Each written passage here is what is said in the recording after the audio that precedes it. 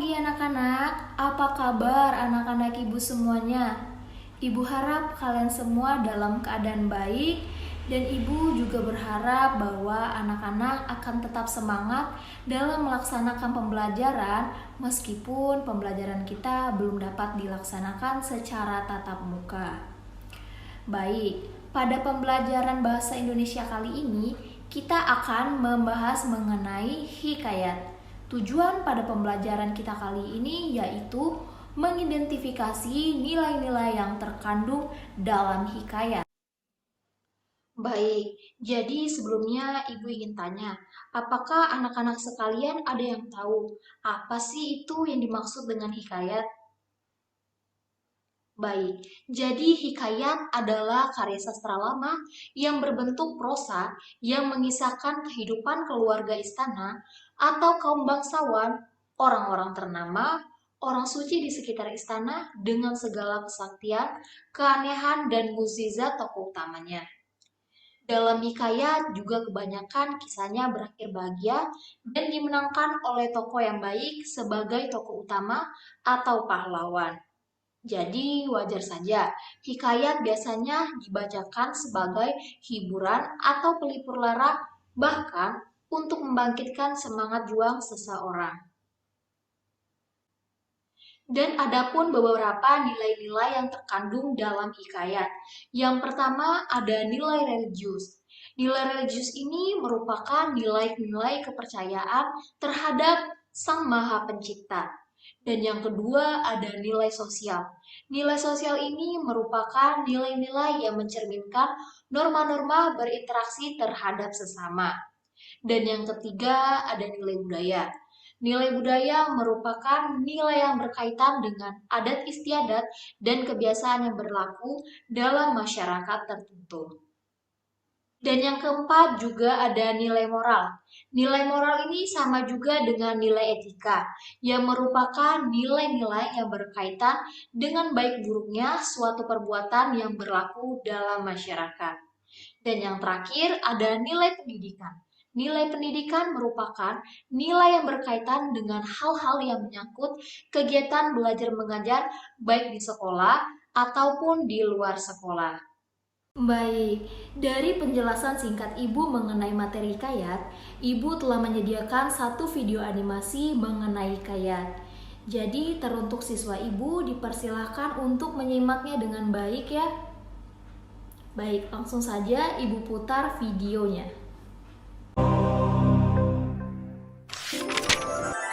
Ande-ande lumut. Dahulu kala, berdirilah dua kerajaan besar di wilayah Jawa Timur, yaitu Kerajaan Jenggala dan Kerajaan Kediri. Kerajaan Jenggala dipimpin oleh Raja Jayanegara dan Kerajaan Kediri dipimpin oleh Raja Jayenggrana. Untuk mempersatukan kedua kerajaan dan menghindari peperangan, maka dijalinlah sebuah ikatan pernikahan antara Panji Asmarabangun, putra Raja Jenggala, dengan Dewi Sekartaji, putri Raja Kediri. Suatu hari, Kerajaan Jenggala diserang musuh. Ketika pertempuran berlangsung, Dewi Sekartaji melarikan diri.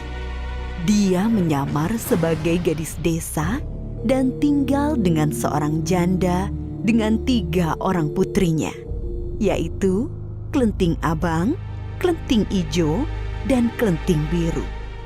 Dewi Sekartaji diangkat menjadi anak dan diberi nama Klenting Kuning. Namun Klenting Kuning tidak diperlakukan dengan baik. Setiap hari ia disuruh mengerjakan pekerjaan rumah seperti mencuci, memasak, dan membersihkan rumah. Ketiga kakak angkatnya sangat pemalas. Mereka bisa hanya menyuruh saja. Kelenting Kuning, cuci bajuku. Cuci juga selendangku. Baik, Kak.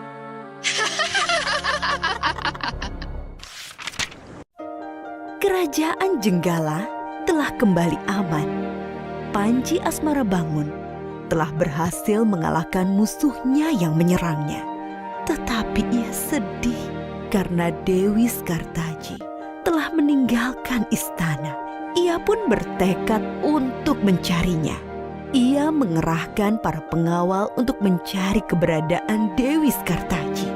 Selang beberapa waktu, seorang pengawal mengabarkan ia bertemu seorang gadis yang mirip dengan Dewi Skartaji di sebuah desa.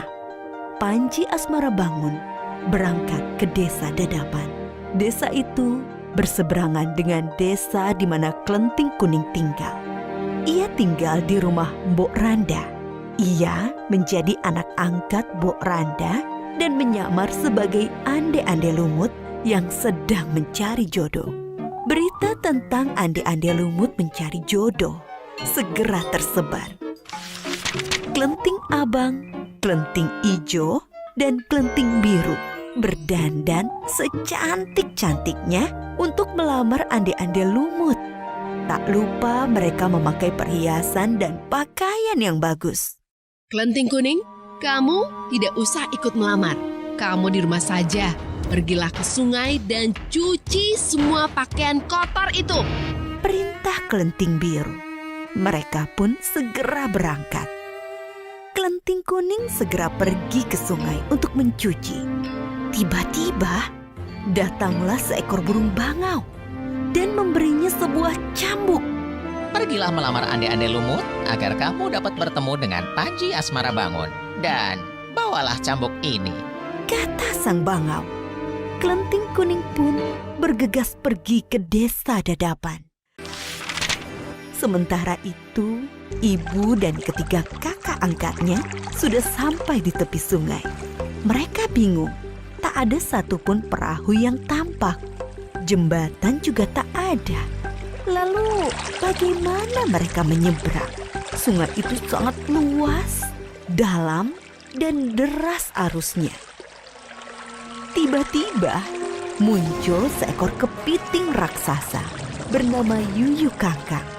Kepiting itu menawarkan diri untuk membantu menyeberangi sungai.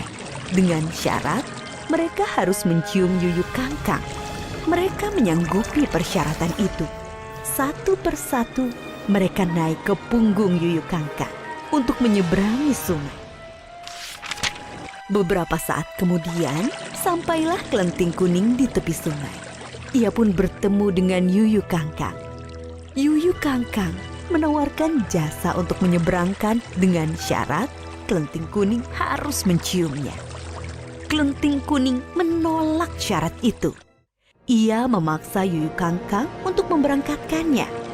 Tanpa syarat itu, Yuyu Kangkang tidak mau menyeberangkannya. Kesabaran Klenting Kuning sudah habis. Ia mengeluarkan cambuk dan memukulkannya ke sungai. Seketika itu juga, air sungai surut. Yuyu Kangkang ketakutan. Akhirnya ia mau membantu Klenting Kuning menyeberangi sungai. Klenting Kuning segera naik ke punggung Yuyu Kangkang dan sampailah ia ke seberang sungai. Ibu dan ketiga kakak angkatnya lebih dulu sampai di rumah Mbok Randa. Secara bergantian, Klenting Abang, Klenting Ijo, dan Klenting Biru menunjukkan kecantikannya pada Ande-Ande Lumut. Tetapi tak satu pun dari mereka yang terpilih. Mereka telah mencium Yuyu Kangkang. Beberapa saat kemudian, tibalah Klenting Kuning di rumah Mbok Randa. Ande-Ande Lumut memilih Klenting Kuning sebagai istrinya karena dia tahu bahwa Klenting Kuning adalah Dewi Skartaji dan dialah satu-satunya wanita yang tidak mencium Yuyu Kangkang. Ande-Ande Lumut membongkar penyamarannya. Diceritakannya bahwa dirinya adalah Panji Asmarabangun. Akhirnya Panji Asmarabangun dan Dewi Skartaji telah berkumpul kembali. Mereka mengajak Mbok Randa untuk tinggal di istana sebagai ucapan terima kasih. Mereka pun hidup bahagia. Baik, setelah menonton dan menyimak video yang telah Ibu sajikan tadi, kira-kira nilai-nilai apa saja yang terkandung pada video animasi hikayat tersebut.